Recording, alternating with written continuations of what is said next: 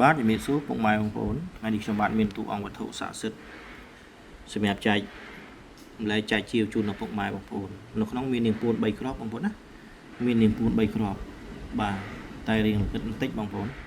អញ្ចឹងបងប្អូនស្រឡាញ់អាចលេខលោកបានទឹកដីភ្នំ100បងប្អូនណាបាទខេត្តកោះកុងស្អាតបងប្អូនបាទម្ចាស់គាត់ដុសស្រាច់បាទថាយកទៅស្រោបអញ្ចឹងបច្ច័យមកល្មមតែសំខាន់មាននាងពូននៅក្នុង3គ្រាប់អត់មាននាងពូនដូចខ្ញុំនិយាយបកស្រាយបាញ់លុយ1គុណ10បាទបច្ច័យទុននេះបងប្អូនណាទឹកដីខាងភ្នំ100បាទហើយខ្នាយតាន់ជ្រូកមេនេះគឺមហាពិសេសណាបងប្អូនបាទកតុយ2ហើយប៉ុណ្ណាបងប្អូនណាហើយមកខាងនេះកតុយវារៀងផ្ចង់ព្រិចនេះតែវាដុសនាងពូនឆ្កឹលចេញមកអញ្ចឹងណាបងប្អូនបាទប្រវត្តិធ្លាប់សាក់បាញ់អត់ចេញដុតអត់ឆ្លងអានេះរឿងពិតបងប្អូនណាបាទអ្នកភូមិគាត់ប្រាប់ហើយពួកម៉ាក់ខ្ញុំឡើងទៅយកអញ្ចឹងបងប្អូនស្រឡាញ់អាចទៅចែកបានខ្នាយតាន់ជ្រូកមេទឹកដីភ្នំ100បងប្អូនណាម្ចាស់តែមួយទេបងប្អូនហើយខ្នាយនេះគឺជាខ្នាយកាច់តាំងពីនៅសម័យខ្មែរក្រហមហើយគាត់ឲ្យកូនភាសាក៏កូនភាសាគាត់យកទៅតម្រឹមហើយខ្នាយនេះអត់មានដង្ហើមបងប្អូនណាតាន់ពើធំពទា27កន្លះ7ហ៊ុនជាងបងប្អូនណាភ្នំ100បាទគាត់ជាខ្មែរក្រហមសោយធុនបងប្អូនណាបាទអញ្ចឹងបងប្អូនស្រឡាញ់អាចតាក់ទងបានបច្ច័យ4ក៏ទៅចែកគ្នាដែរបងប្អូនណាបាទឡើងមួយម៉ាត់ចុះមួយម៉ាត់បាទសិតតអង្គដែលខ្ញុំគ្រប់បូជាមកណាប្រពន្ធរូបផ្សេងញកូមខ្លាឃ្មុំខ្លារខិនអញ្ចឹងទៅបងណានេះកដាញ់បាទកដាញ់ខ្លាហើយនេះកដាញ់គាត់បានតាំងពីសម័យ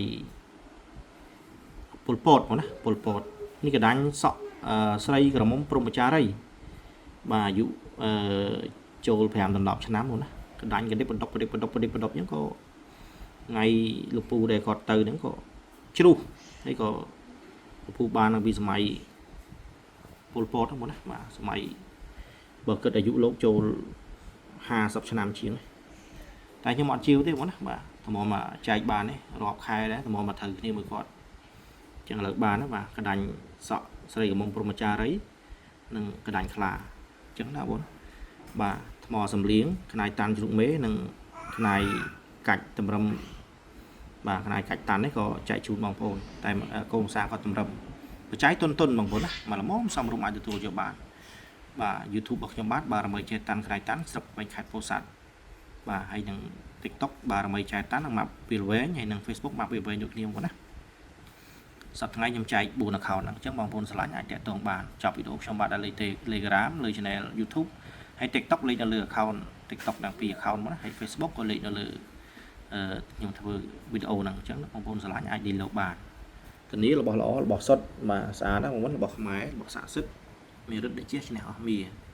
សូមអរគុណបងប្អូនស្រឡាញ់អាចចូលសារឬក៏តាក់ទងតាមលេខទូរស័ព្ទបានសូមជំរាបលាអរគុណច្រើនបាទខ្នាយខ្មែរបាទ